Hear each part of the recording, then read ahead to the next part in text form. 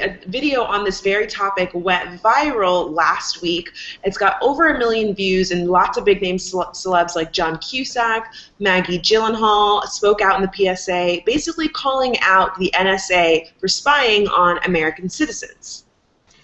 Citizens and even celebrities, which is, you know, obviously I'm intrigued. It claims that even internet hounds like me, ordinary citizens, I'm not ordinary, but you hear me, not suspected of a crime, are potential targets. So basically, any of us could be spied on right now.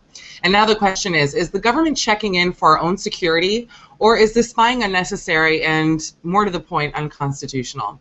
Here to speak on the topic is Molly Crabapple, a New York City artist and activist who's also featured in this PSA. Hey, Molly. Hey, thanks for having me. Thanks for joining us.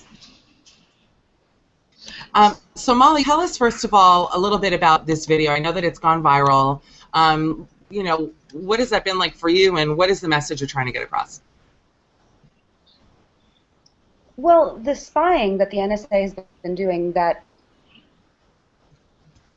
Edward Snowden revealed several months ago is horrifying, it's unconstitutional, and it's also deeply dangerous. And I think as many people as possible who can draw attention to that, the closer we can get to fighting this. So how exactly did you get involved in this video, and is this something that you have been exploring in your artwork, or are there other ways that you've been involved in speaking out about the NSA? A lot of my artwork over the past few years has had to do with activism. I did a lot of art around Occupy Wall Street, around Anonymous. I recently got back from Guantanamo Bay, where I was only the 3rd artist ever allowed to draw the facilities. And I think that what the NSA is doing challenges the incredibly important notions that Americans have about privacy.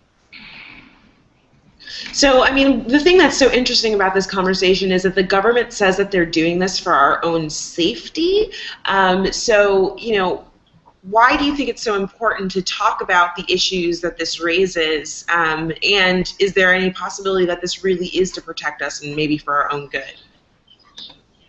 Well, several things that the NSA are doing actually make us less safe. One thing that Snowden revealed was that they've actually cracked the encryption that we use to keep stuff like our banking transactions safe. They've also demanded that hardware companies install backdoors into our computers, which aren't just for the NSA. I mean, the Russian mafia can also crack that. That's also something that's available to criminals.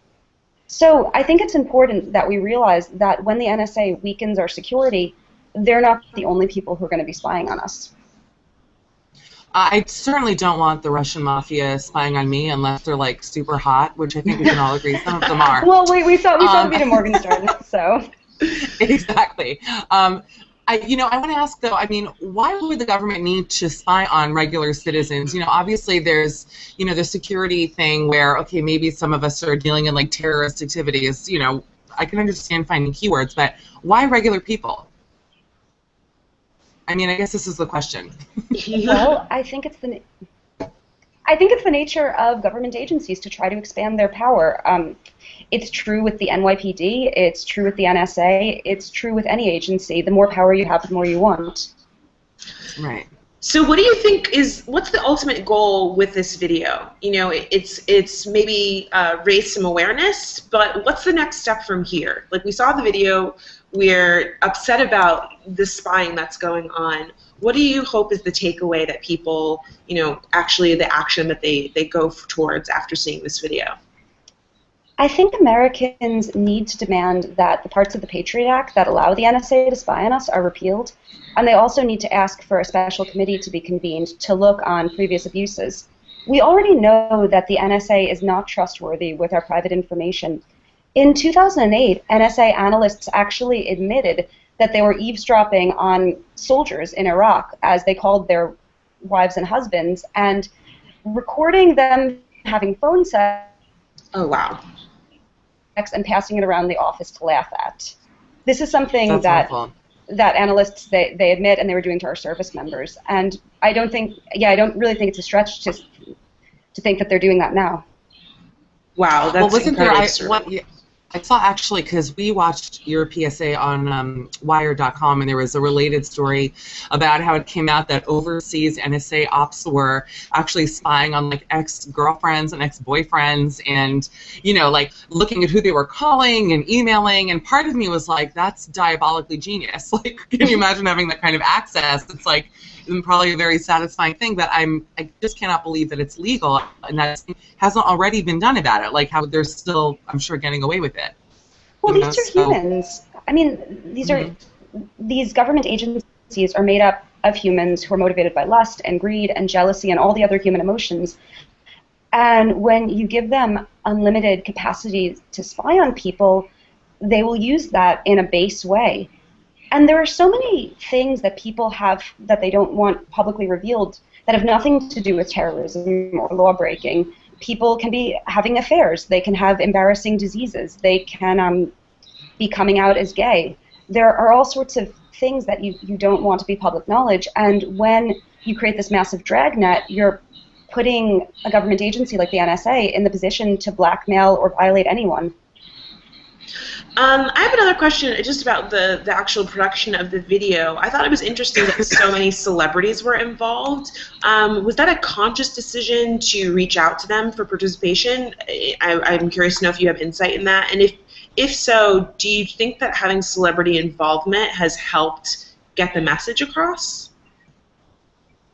I think it was a conscious decision. I had nothing to do with the production of the video. I'm friends with Logan and the other directors. I think they're really cool, but that's all on them.